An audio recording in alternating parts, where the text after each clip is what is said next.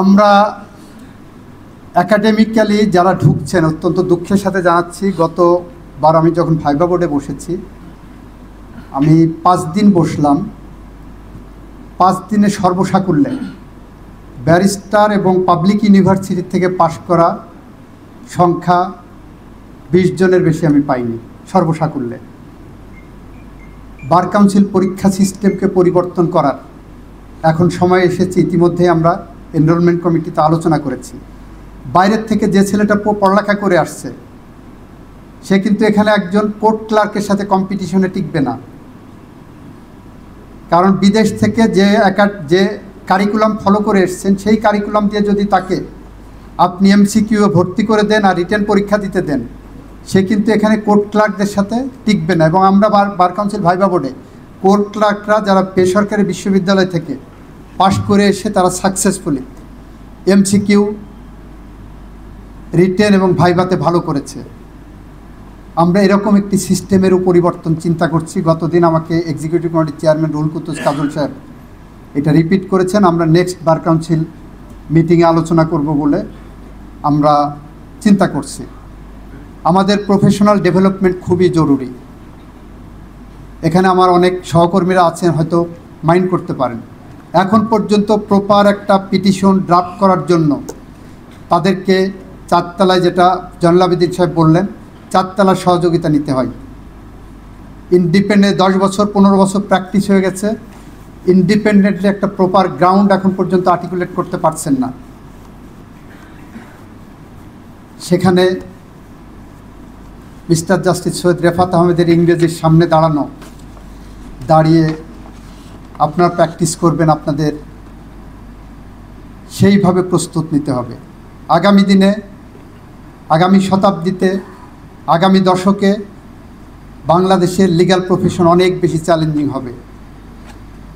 AI আসছে, আপনি যে কোনো প্রশ্নের উত্তর এআইকে দিয়ে আপনি নিয়ে নেবেন, কিন্তু ইনডেপথ স্টাডি করা যেটা বোঝায়, একজন লয়ার হওয়ার জন্য যে দক্ষতা দরকার সেই দক্ষতা দিনে দিনে ক্ষয়িষ্ণু ধারায় যাবে বলে মনে হচ্ছে।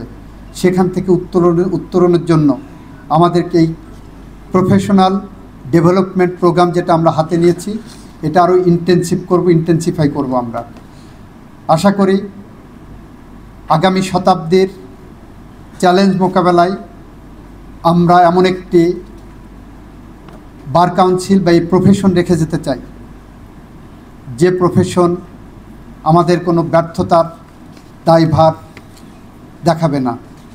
আমরা সেই প্রফেশনে এমন এক জায়গায় যদি না রাখতে পারি তাহলে আমরা উত্তর পুরুষের ভীরু কাপুরুষের উপমা হয়ে থাকব। আমরা নিশ্চয়ই সেটা চাইব না।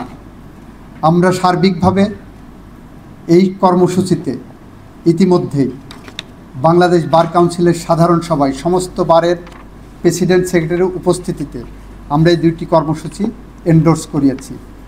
আমরা আপনাদের কাছে অনুরোধ করছি বাংলাদেশের লিগ্যাল প্রফেশনকে উন্নত করার জন্য আপনাদের কাছ থেকে যে কোনো ধরনের সাজেশন আমরা ওয়েলকাম করব। আমরা এই প্রফেশনকে আরও বেশি দক্ষতার জায়গা, আরও বেশি মানবিকতার জায়গা, আরও বেশি চ্যালেঞ্জিং জায়গায় নিয়ে যেতে চাই। আমরা অ্যাটর্নি জেনারেল অফিসে প্রথমবারের মতো ইন্টার্নশিপ প্রোগ্রাম আমরা চালু করেছি। আমরা সেখানে বলেছি প্রায় প্রাথমিকভাবে 5টা বিশ্ববিদ্যালয় থেকে ল গ্রাজুয়েট, যারা ফ্রেশ ল গ্রাজুয়েট হয়ে আসছেন, বের হয়ে আসছেন, তাদেরকে রিক্রুট করছি। এবং রিক্রুটমেন্ট প্রক্রিয়াতে আমরা কোনো দুর্নীতি বা পিক অ্যান্ড চুজের কোনো সুযোগ রাখি নাই।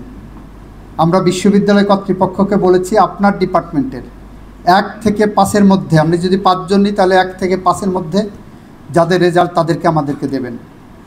যদি 3 আসতে না পারে 6 দেন, 4 আসতে না পারলে 7 দেন।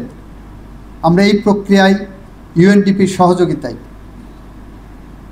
আমরা প্রথমবারের মতো ইন্টার্নশিপ প্রোগ্রাম চালু করেছি। আমাদের টার্গেট প্রতি বছর যদি আমরা 200 ইন্টার্নসকে এইভাবে একদম ক্লোজলি হাতে কলমে শিখিয়ে দিতে পারি, এই ইন্টার্নরাই জুডিশিয়ারিতে যাক, কর্পোরেট সেক্টরে যাক, প্রফেশনে আসুক, সমস্ত জায়গায় যে কারোর থেকে ভালো করবে বলে আমাদের প্রত্যাশা থাকবে।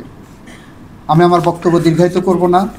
অধীর আগ্রহে ডিকশনারি খুলে নিয়ে, কম্পিউটারে ডিকশনারি খুলে নিয়ে বাংলা এবং ইংরেজির মনোমুগ্ধকর বক্তব্য শোনার প্রত্যাশা রেখে আমি আমার বক্তব্য শেষ করছি।